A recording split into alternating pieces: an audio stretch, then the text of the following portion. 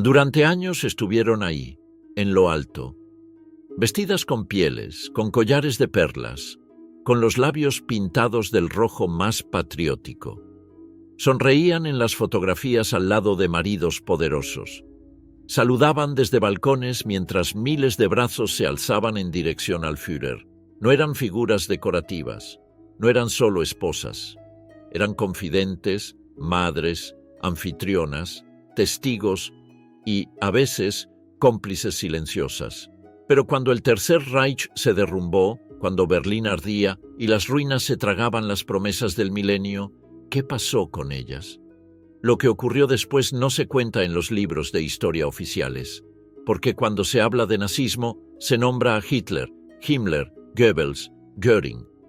Pero rara vez se menciona a Magda, Emmy o Lina, como si hubieran desaparecido, como si el fuego que consumió el búnker también hubiera borrado sus rostros de las fotografías. Pero no fue así. El 30 de abril de 1945, cuando Adolf Hitler se pegó un tiro en la sien, lo hizo con Eva Braun a su lado. Ella, que durante años había sido mantenida en las sombras, relegada al rol de compañera privada, fue reconocida públicamente solo en la muerte. Eva tenía apenas 33 años. No dejó memorias, ni cartas de arrepentimiento. Su cuerpo fue quemado junto al del dictador. Su historia terminó en un jardín carbonizado, pero esa fue la excepción. La mayoría de las esposas de los jerarcas nazis no murieron junto a sus maridos.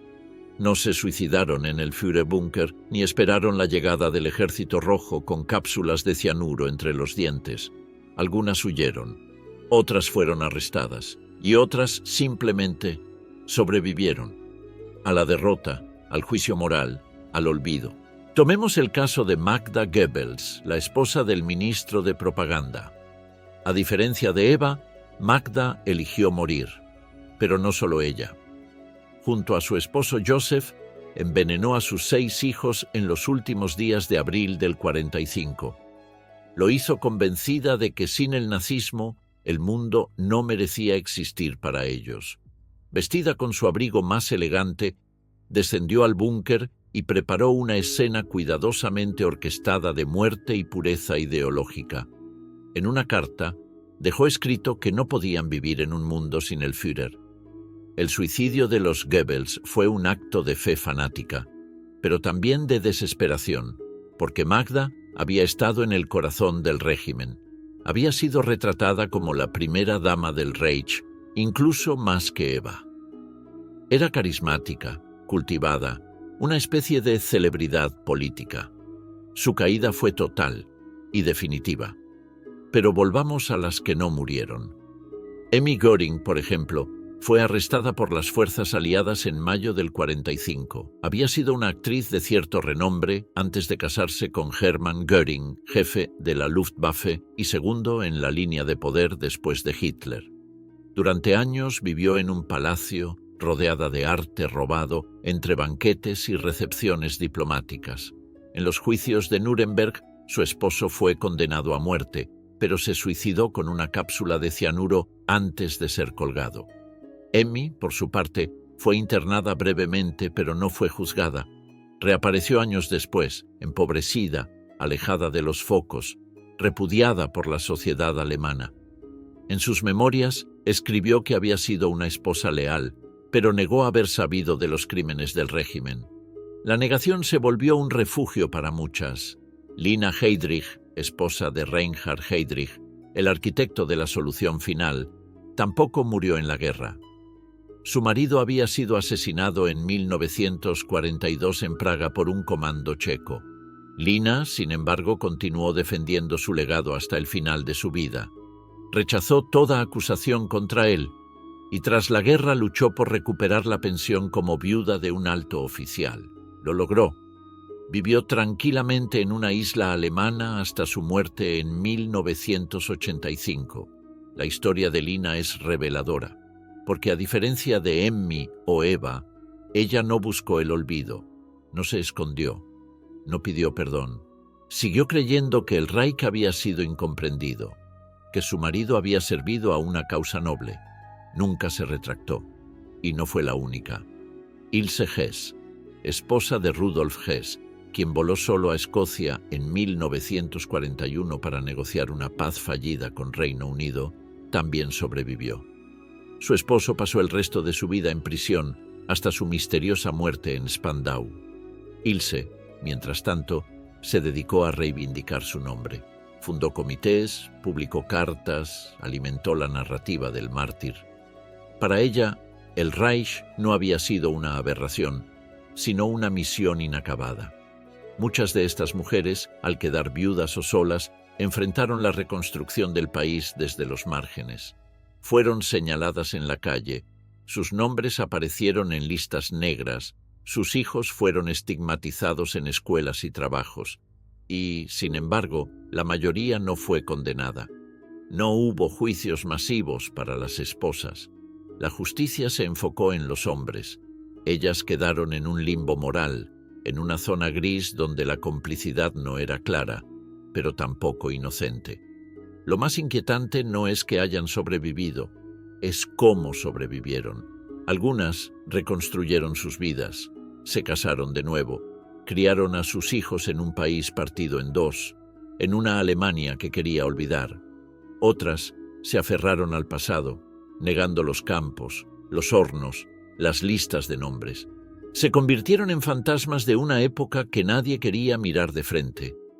Y quizás ahí está la clave. Porque mientras el mundo juzgaba a los grandes culpables, mientras los nombres de Auschwitz y Dachau entraban en los libros, estas mujeres quedaron flotando en un silencio incómodo. No eran las criminales visibles, pero tampoco eran simples amas de casa. Fueron parte del sistema, y en muchos casos lo sabían. Hoy, sus historias apenas se mencionan. Son notas al pie de página. Pero si uno escarba, si uno mira más allá de los uniformes y los discursos, descubre algo más complejo, que el mal no siempre lleva botas. A veces viste de seda, a veces sonríe en cenas de gala, a veces canta una canción de cuna mientras afuera hay fuego. Y por eso esta historia merece ser contada. No solo por justicia, no solo por memoria, sino porque detrás de cada dictador, de cada asesino de masas, hay un círculo íntimo. Y dentro de ese círculo hay quienes vieron todo y callaron. Cuando el humo de la guerra se disipó, Europa emergió entre cenizas, pero para las esposas de los líderes nazis, el fin no trajo cierre.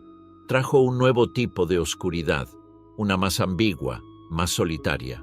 Ya no eran las esposas de los grandes hombres del régimen, eran viudas del Tercer Reich, portadoras de un apellido maldito, y cada una enfrentó ese peso de forma distinta.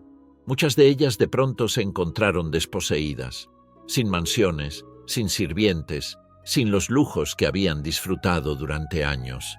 Algunas fueron capturadas por los aliados y encerradas en campos de internamiento. No como criminales de guerra, sino como figuras incómodas, como piezas sobrantes de un régimen que se desmoronaba, pero que aún proyectaba su sombra. Gerda Bormann, por ejemplo, era la esposa de Martin Bormann, el siniestro secretario personal de Hitler, conocido por su crueldad administrativa. Cuando el Reich colapsó, Martin desapareció. Fue condenado en ausencia en los juicios de Nuremberg, pero su cuerpo no fue encontrado hasta décadas después, enterrado anónimamente en Berlín. Gerda, embarazada de su 10º hijo, se exilió en el sur de Alemania. Murió poco después, en 1946, de cáncer. Según quienes la conocieron, seguía adorando a su esposo hasta el final, sin mostrar remordimiento alguno por lo vivido. En muchos casos, estas mujeres no renegaron del pasado. Algunas lo justificaban abiertamente, otras simplemente lo borraban. Había un patrón común, el silencio, un silencio espeso, difícil de romper. ¿Cómo se habla del esposo que ordenó matar a millones? ¿Cómo se cría a los hijos en un mundo que condena todo lo que representaba su padre? Margarete Himmler, esposa del jefe de las SS, Heinrich Himmler, también sobrevivió a la guerra. Enfermera de formación, había compartido con él una vida ordenada y meticulosa. Era profundamente antisemita, acompañó a su esposo en eventos oficiales, visitó campos de concentración, escribió cartas elogiosas sobre la limpieza y la eficiencia del régimen. Después de la guerra fue arrestada e interrogada, pero no procesada. Años después, reapareció discretamente, viviendo bajo otro nombre. Su hija Gudrun, en cambio, se convirtió en un emblema de la extrema derecha neonazi, defendiendo hasta su muerte el legado de su padre. El caso de Gudrun Himmler revela una segunda capa del drama, el impacto generacional. Muchas de estas mujeres no solo sobrevivieron al Reich, sino que transmitieron, consciente o inconscientemente, sus ideas a sus hijos. No hubo un proceso real de desnazificación familiar.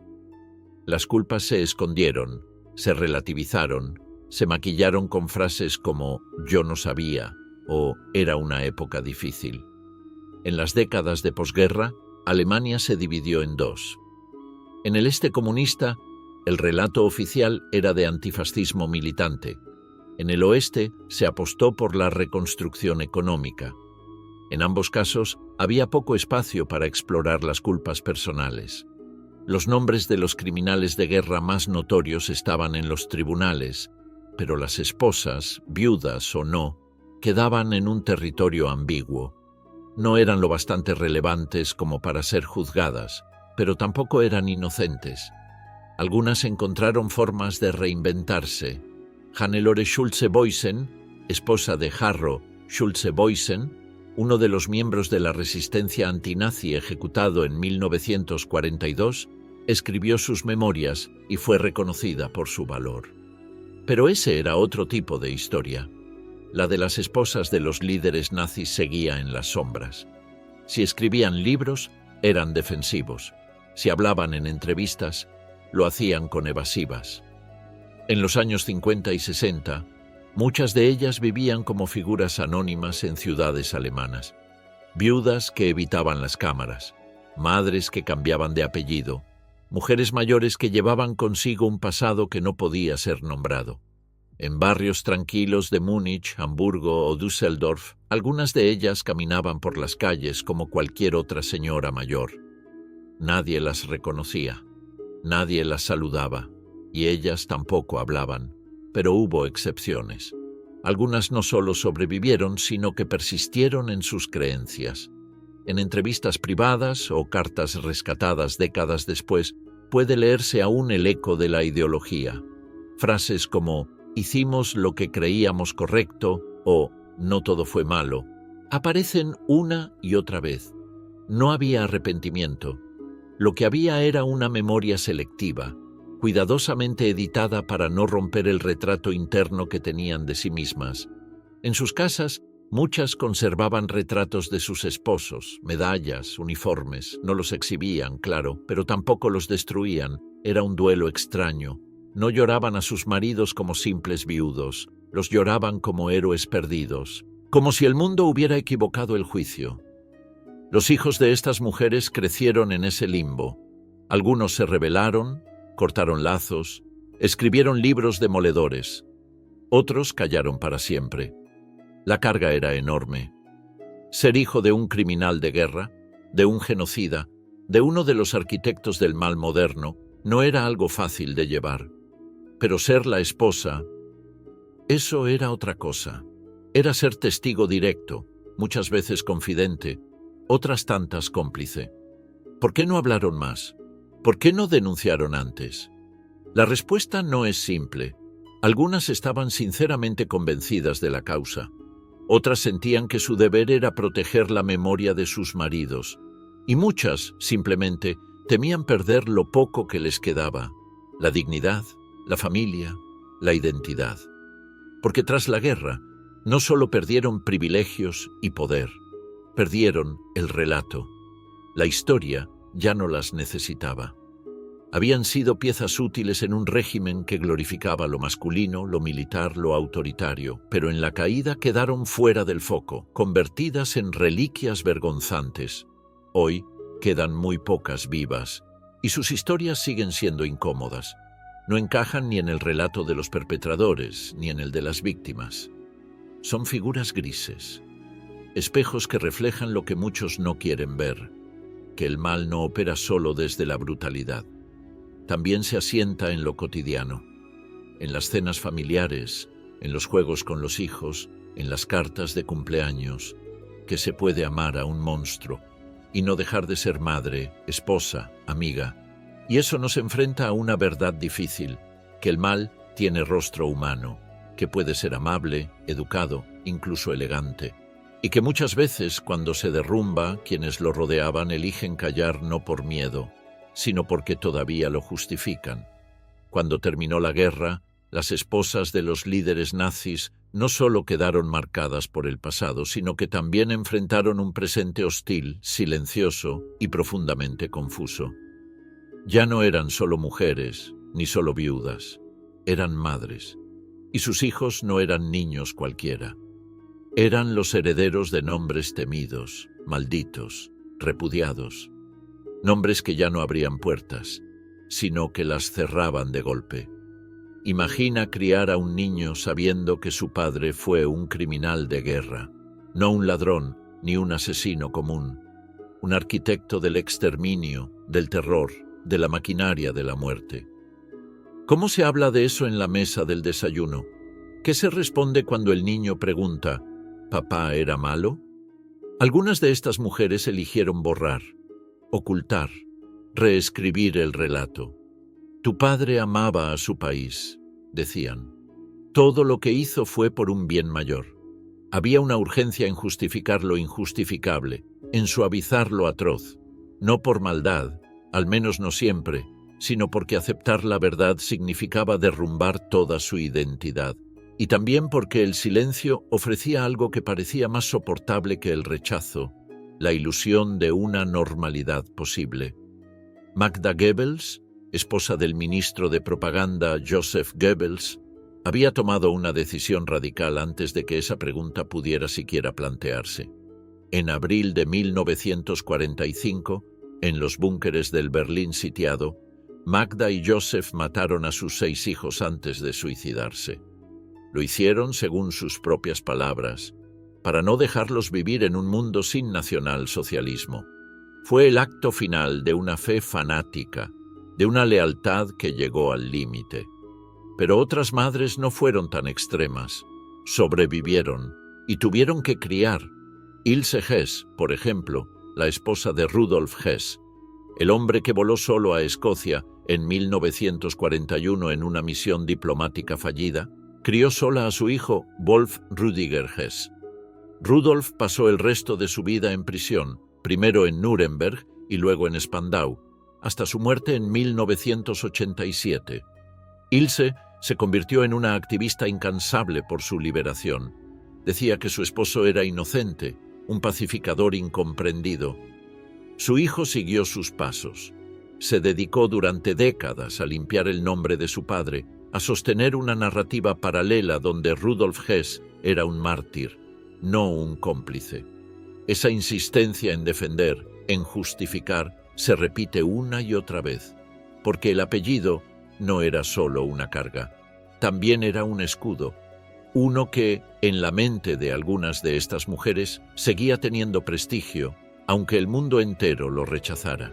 Criaron a sus hijos con esa dualidad. Por un lado sabían que eran parias, por otro les transmitían un orgullo secreto, una fidelidad a una causa que no moría con la derrota militar. Y eso tuvo consecuencias. Algunos de esos niños crecieron confundidos, divididos entre lo que oían en casa y lo que aprendían en la escuela. Entre la foto del padre con uniforme negro sobre la chimenea y las lecciones de historia que los mostraban como asesinos. Muchos callaron, se alejaron, buscaron el anonimato.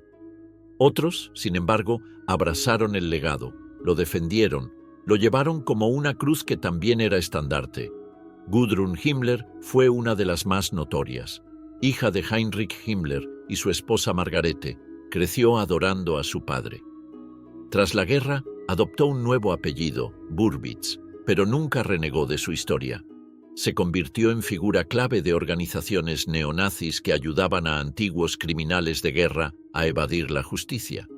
Durante décadas, Vivió en Alemania como una señora elegante, discreta, pero firmemente leal a los valores del nacionalsocialismo. Ese tipo de herencia no fue la norma, pero tampoco la excepción. Hubo hijos que rompieron el silencio, pero no para defender, sino para denunciar. Niklas Frank, hijo de Hans Frank, gobernador general de la Polonia ocupada, responsable directo del asesinato de millones de judíos, escribió un libro demoledor donde destruye la figura de su padre. No lo disculpa, lo llama cerdo, monstruo, cobarde. Su testimonio es brutal, incómodo, y es una de las pocas voces que enfrenta de lleno el dilema del legado familiar. Niklas no solo carga con el apellido, lo convierte en denuncia, pero para que un hijo llegue a ese punto, muchas veces tuvo que romper con su madre, porque en el corazón de ese silencio, de esa narrativa distorsionada, muchas veces estaba ella, no solo como transmisora del relato, sino como defensora del padre ausente, porque si el padre era un monstruo, ¿quién había sido ella al amarlo? Ese es el otro drama no contado, el del reflejo, el del espejo moral. No todas estas mujeres eran ideólogas, pero muchas compartían convicciones profundas con sus esposos. Antisemitismo, odio al comunismo, culto al orden y la obediencia. El régimen no se sostenía solo con fusiles, se sostenía también en el hogar, en la forma de criar, de hablar, de educar.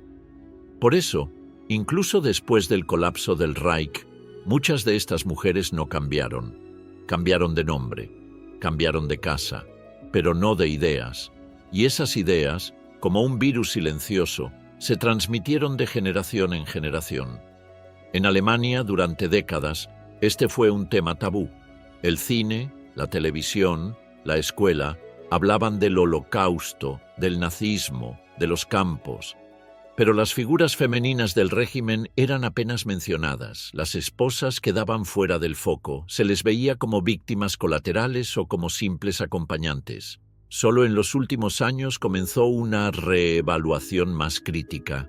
¿Qué sabían? ¿Qué hacían? ¿Qué decían en la intimidad? Porque la respuesta, en muchos casos, es incómoda. Sabían, no todo, claro, no cada detalle, pero sabían lo suficiente. Sabían que algo oscuro se estaba haciendo, y lo aceptaban. Algunas lo celebraban. En las memorias que han sobrevivido, en las cartas privadas, en los testimonios de sus hijos, se cuelan frases como «fue necesario», «no era tan grave», «los medios exageran», incluso medio siglo después. Y ahí está el núcleo del problema.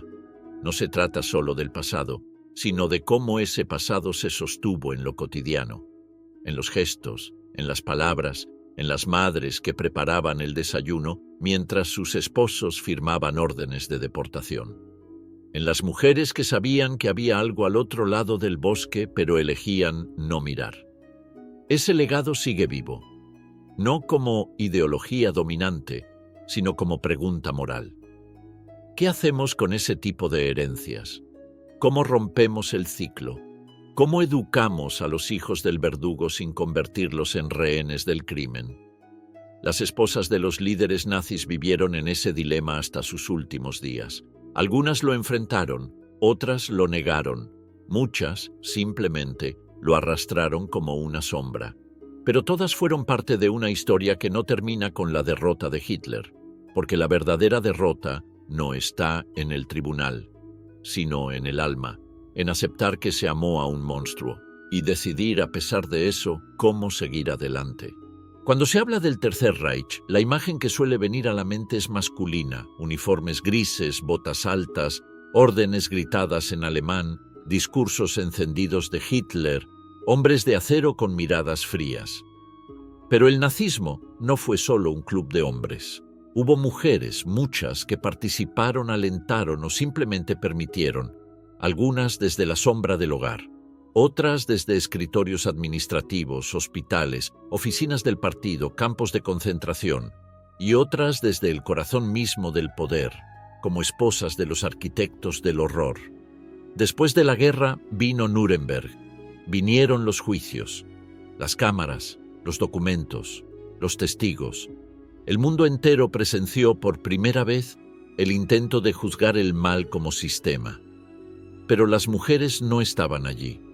Las esposas no fueron llamadas a declarar, no se sentaron en los banquillos, no fueron interrogadas. Era como si de repente hubieran desaparecido de la historia. Salvo contadas excepciones, como Ilse Koch, la bruja de Buchenwald, la mayoría de las esposas de los líderes nazis evitaron por completo la justicia.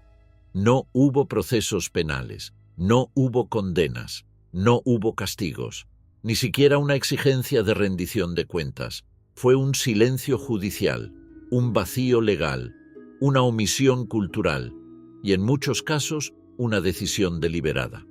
¿Por qué? Una parte de la respuesta está en la época. En 1945, la figura de la mujer todavía estaba fuertemente asociada al hogar, a la maternidad, a la obediencia marital. Se las veía como víctimas del fanatismo masculino, no como colaboradoras. La idea de que una esposa podía ser ideóloga, cómplice o incluso perpetradora no era asumida por las autoridades aliadas. Simplemente no encajaba en el relato. Además, estaba el pragmatismo. Con millones de personas desplazadas, una nación destruida y un nuevo orden mundial en ciernes, priorizar recursos judiciales para investigar a esposas de altos mandos nazis no era una prioridad. Se optó por enfocarse en los principales responsables, en los nombres visibles, en los documentos firmados. Lo demás se dejó pasar. Y así, muchas de estas mujeres regresaron a sus casas. Las que no murieron en los últimos días del régimen retomaron sus vidas. Algunas pasaron un tiempo en campos de desnazificación, donde se clasificaba a la población en categorías según su grado de implicación con el régimen, pero estas evaluaciones fueron inconsistentes, burocráticas y, en muchos casos, indulgentes. Una esposa podía decir no sabía nada y ser clasificada como seguidora pasiva. Eso bastaba para recuperar la ciudadanía. El apellido podía ser infame, pero el sistema no las perseguía. Eso no significa que todas volvieran a una vida plena. Muchas vivieron en la sombra, cambiaron de nombre, se mudaron. Fueron evitadas por sus vecinos. Otras, en cambio, se mantuvieron orgullosas. Conservaron fotografías, medallas, cartas. Algunas incluso se convirtieron en referentes discretos de los círculos neonazis que comenzaron a formarse en Europa y América del Sur. En Alemania, Austria e incluso en Argentina o Chile, pequeños grupos mantenían viva la llama del Tercer Reich. Y en esos espacios, algunas viudas nazis eran reverenciadas como custodias de la memoria. No hacían discursos públicos ni marchaban con esvásticas, pero escribían cartas, financiaban actividades, acogían a fugitivos. Lo hacían en silencio, lo hacían entre líneas, pero lo hacían. El caso de Lina Heydrich, viuda de Reinhard Heydrich, uno de los más despiadados jerarcas del régimen, autor intelectual de la solución final, es ilustrativo. Tras la guerra, Lina nunca renegó de su esposo. Al contrario, escribió sus memorias para defender su imagen. Lo pintó como un patriota, un hombre de honor. Vivió en Alemania Occidental hasta su muerte en 1985. Nunca fue juzgada. Nunca pidió perdón. Murió convencida de que su esposo había sido víctima de una conspiración. Su libro fue publicado y circuló entre simpatizantes del nazismo durante décadas. ¿Y el perdón? Nunca llegó. Porque para pedir perdón hace falta asumir culpa. Y muchas de estas mujeres no se sentían culpables, o no querían sentirlo. Algunas alegaban ignorancia, otras decían haber sido engañadas. Muchas afirmaban que simplemente cumplían con su papel de esposas. Se refugiaban en la noción de que no habían tomado decisiones, no habían dado órdenes, no habían disparado un arma. Como si el mal tuviera forma solo cuando es violento. Pero el mal, en el caso del nazismo, también tuvo forma de cena familiar, de canción de cuna. de carta amorosa escrita por una esposa mientras su marido organizaba deportaciones, de silencio, de omisión, de apoyo emocional al verdugo. No todo mal grita, a veces solo asiente. Algunos historiadores comenzaron a abordar este tema tardíamente. No fue hasta los años 90 y 2000 que se publicaron investigaciones más profundas sobre el papel de las mujeres en el régimen. Libros como Mujeres del Tercer Reich o Las esposas de los nazis abrieron grietas en el relato tradicional. Se mostró que muchas sabían, que muchas decidieron no saber, que muchas no quisieron saber y que otras activamente apoyaron. Aún así, la justicia nunca las tocó. No hubo una segunda ronda de juicios. No hubo procesos reparadores. No hubo comisiones de la verdad que las incluyeran. El foco estaba puesto en los verdugos visibles, no en las redes invisibles que los sostenían. Y quizás ahí está la herida que sigue abierta, porque mientras los grandes nombres fueron condenados, ejecutados o estigmatizados, muchas de sus esposas murieron en sus camas, rodeadas de nietos, en barrios tranquilos, en silencio. Su historia quedó enterrada bajo el peso del olvido. Pero ese olvido también es una elección. ¿Qué habría pasado si se les hubiera interrogado? Si se las hubiera obligado a declarar, a recordar, a confrontar? Tal vez algunas habrían dicho la verdad, tal vez otras habrían mentido. Pero al menos habría quedado constancia. Y quizás la sociedad habría entendido mejor cómo el mal se infiltra en lo cotidiano, cómo puede crecer al amparo de la rutina, cómo necesita no solo manos, sino también corazones que lo abracen. Porque el nazismo no fue solo una ideología política, fue un ecosistema social. Y en ese ecosistema, las esposas cumplieron un rol fundamental, como compañeras, como transmisoras, como legitimadoras, como constructoras de un mundo donde la violencia era parte del orden. Negar ese rol es repetir el error, es volver a mirar para otro lado, es suponer que la maldad tiene rostro claro, uniforme, voz grave, pero a veces tiene rostro de madre, de esposa, de mujer elegante en una fotografía en blanco y negro. A veces se oculta detrás de una sonrisa, y mientras no revisemos esa parte de la historia, seguirá repitiéndose, de otras formas, con otros nombres, pero con los mismos mecanismos. Las esposas de los líderes nazis no fueron juzgadas, pero eso no significa que fueran inocentes, solo significa que su historia quedó pendiente. Y ahora, más que nunca, necesitamos contarla. Durante décadas, el relato sobre la Segunda Guerra Mundial estuvo dominado por los grandes nombres, los juicios, los documentos clasificados, los testimonios escalofriantes. Se escribió, y con razón, sobre Hitler, Himmler, Goebbels, Göring, Eichmann, sobre los campos, los trenes, las cámaras de gas. Pero hubo una figura que, silenciosamente, se deslizó entre las grietas de la memoria, la esposa. Esa mujer que estuvo allí, no necesariamente como espectadora pasiva, ni como víctima, ni como heroína, sino como testigo, como presencia, como parte del entramado íntimo del horror. ¿Y qué pasó con ellas después del Reich? Pasó el tiempo, pasó la reconstrucción, pasó el muro, pasó la reunificación, y muchas de ellas siguieron allí, envejeciendo en un mundo que ya no se parecía en nada al que ayudaron a sostener. Algunas murieron en el anonimato, otras siguieron viviendo con su apellido intacto, algunas reaparecieron en documentales tardíos, en entrevistas breves donde, con una sonrisa cortés, esquivaban preguntas o afirmaban que solo fueron esposas. Pero su legado, aunque invisibilizado, perdura. No porque sean ellas mismas relevantes hoy, muchas ya murieron, la mayoría sin consecuencias judiciales, sino porque representan un punto ciego en la narrativa histórica, una fractura en nuestra comprensión del mal. Porque si algo nos enseñó el siglo XX, es que el horror no necesita monstruos. A veces solo necesita gente normal, haciendo cosas normales, en lugares normales. la esposa que plancha la camisa del marido antes de que salga a firmar órdenes de ejecución, la madre que canta nanas mientras su esposo organiza el transporte de prisioneros, la mujer que prepara cenas para oficiales de las SS en su sala iluminada, mientras a pocos kilómetros se escuchan disparos. Todo eso también fue parte del Reich. No fue el centro, pero fue el ecosistema que lo hizo posible.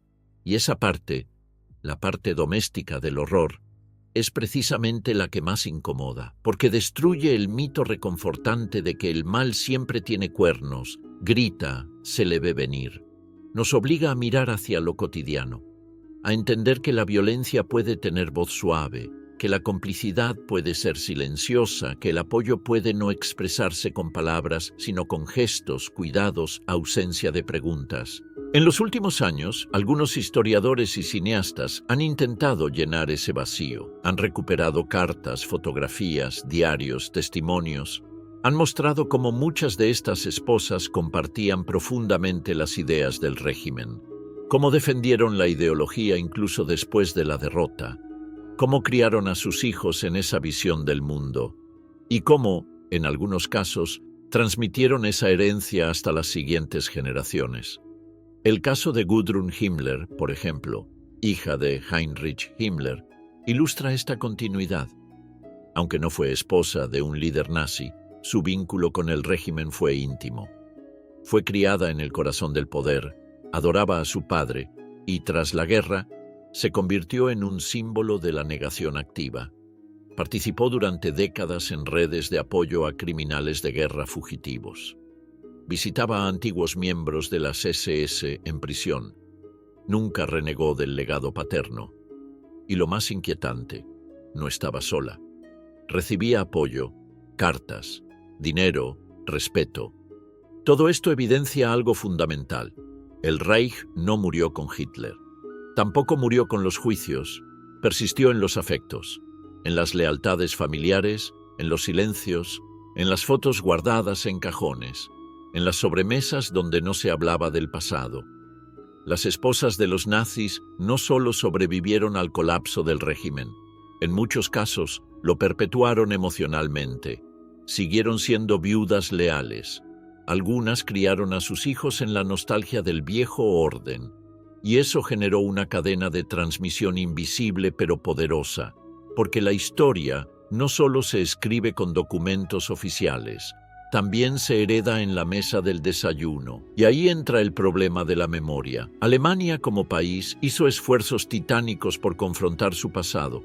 Museos, educación, monumentos, leyes contra el negacionismo. Pero la historia de las mujeres del régimen, especialmente las cercanas al poder, se abordó muy tarde, con timidez, como si no fuera tan urgente, como si no fuera tan peligrosa. Y sin embargo, lo fue, porque cada vacío en la historia es un espacio donde puede crecer la distorsión.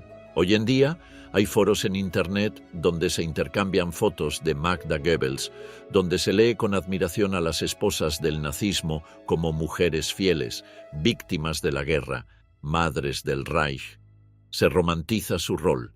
Se blanquea su responsabilidad, y en ese proceso se vuelve a sembrar la semilla de la negación. Por eso es importante contarlo.